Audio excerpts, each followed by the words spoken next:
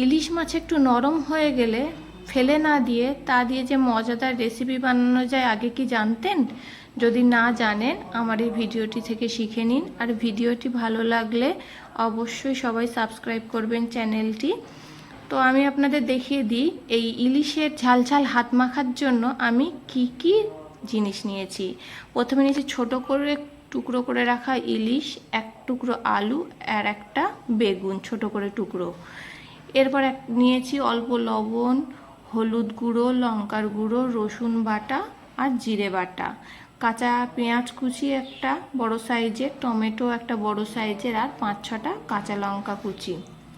এরপর একটা পাত্রে মাছগুলোকে দিয়ে তাতে একে একে দিয়ে দিয়েছি পেঁয়াজ কুচি, টমেটো কুচি, কাঁচা লঙ্কা কুচি, হলুদ গুঁড়ো, লঙ্কার গুঁড়ো, জিরে বাটা, রসুন বাটা আর আলু ছোট টুকরো করে, বেগুনও ছোট টুকরো করে, আর দিয়েছি কাঁচা সর্ষের তেল। সর্ষের তেল দিয়ে ভালোভাবে ম্যারিনেট করে কিছুক্ষণ রেখে দিতে হবে।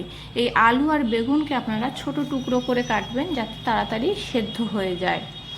সেই ম্যারিনেট করার ফাঁকে একটা প্যানে তেল ব্রাশ করে তাতে কলা পাতা ভালো করে ধুয়ে দিয়ে দেবেন প্যানের উপরে। এরপর ম্যারিনেট করে রাখা মিশ্রণটি দিয়ে দেবেন ওই কলা পাতার উপরে, দিয়ে জল একটু দেবেন কারণ আলুগুলোও সেদ্ধ হবে, বেগুনগুলোও সেদ্ধ হতে একটু সময় নেবে।